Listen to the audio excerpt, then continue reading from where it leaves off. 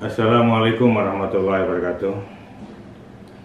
Anak sekalian, mudah-mudahan pada hari ini kita dalam keadaan sehat walafiat, sehingga apa yang dilakukan pada hari ini bisa sesuai berjalan dengan konsep yang ada. Anak sekalian, kita akan masuk pada materi atau mata pelajaran PAI, Pendidikan Agama Islam, kelas 11 semester 2. Temanya adalah pengurusan jenazah. Kita tahu bahwa setiap yang bernyawa pasti akan mengalami kematian. Tidak ada yang bernyawa hidup abadi. Pasti yang namanya makhluk itu akan mengalami kematian. Hanya bedanya adalah antara manusia dengan makhluk yang lainnya. Kalau makhluk lain selain manusia kalau mati ya udah selesai. Tetapi pada manusia, wabil khusus yang beragama Islam, setiap ada kematian maka ada 4 kewajiban yang dilakukan oleh orang yang hidupnya. Yang pertama adalah memandikan. Yang kedua mengkafani. Yang ketiga mensolatkan. Dan yang keempat menguburkan. Itu adalah kewajiban orang hidup terhadap orang mati. Ketika tidak ada satu orang pun yang melakukan itu kepada yang sudah meninggal, maka semua kampung, semua desa akan mendapat dosanya.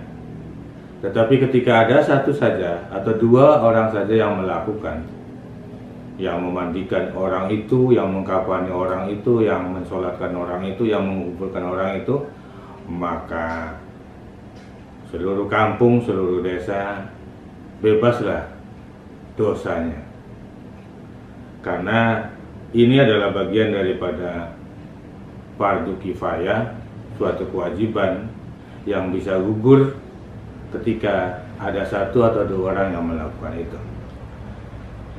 Baik, kita bahas satu persatu. Yang pertama adalah memandikan. Layaknya seorang hidup, maka mayit juga dimandikan. Dengan cara apa? Dengan cara menggunakan sabun, menyampoi dan sebagainya. Dengan catatan tadi, aurat mereka, aurat yang mati itu tetap harus dijaga, karena walaupun dia sudah meninggal dunia, kita memperlakukannya seperti orang yang hidup. Yang kedua adalah mengkafani. Mengkafani ini, kain kafan biasanya warnanya putih. Untuk laki-laki 3 lapis, untuk perempuan 5 lapis. Caranya kita potong-potong dulu kain itu 3 rangkap, kemudian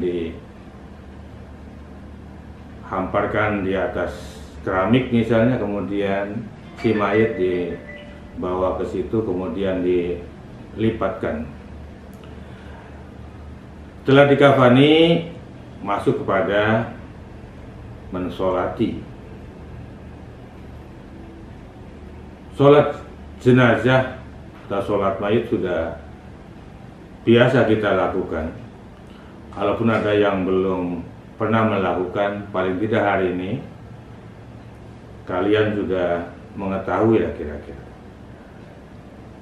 Setelah mayit dimandikan, kemudian dikafani, kewajiban yang ketiga adalah mensolatkan. Caranya, mayit dibawa, misalnya di musola atau di masjid atau di tempat yang suci, diletakkan di depan.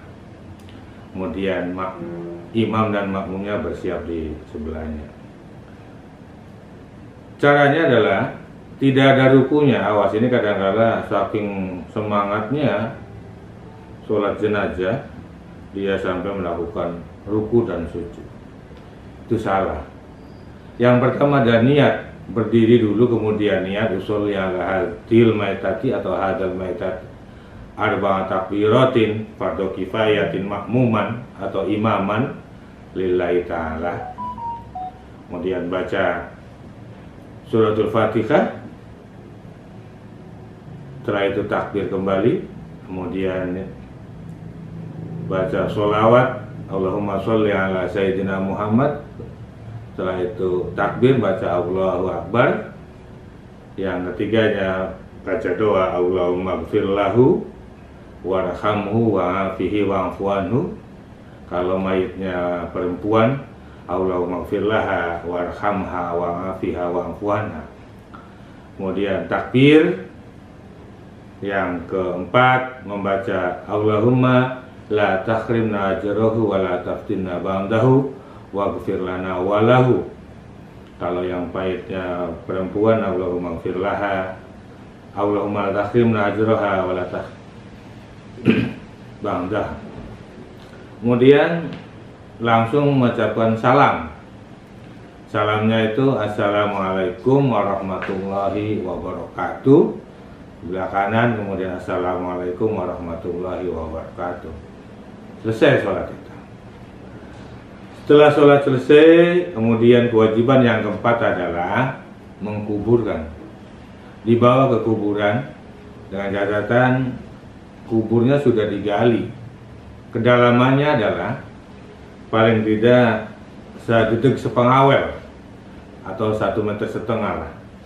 Supaya apa? Supaya bau busuk mayat nanti tidak keluar dari ruangan kubur itu. Yang kedua, supaya binatang buas tidak bisa membongkar. Kuburan sudah siap, kemudian si mayat dimasukkan ke liang lahat, kepalanya sebelah utara, kakinya sebelah selatan, dan posisinya miring menghadap ke kiblat. Tali-tali yang ada di mayat itu, di jenazah itu dibuka, khususnya di bagian kepala. Nah, di sana pipi harus nempel ke tanah. Setelah itu selesai, baru diuruk dengan tanah-tanah yang ada di atasnya. Nah, ketika itu sudah dilakukan, memandikan, mensolati, mengkafani, mensolati, dan menguburkan, maka selesailah kegiatan mulasara mayit. Dan dengan materi singkat ini, agar dapat dipahami, untuk lebih jelasnya boleh nanti kamu membaca buku-buku pelajaran. Demikian, assalamualaikum warahmatullahi wabarakatuh.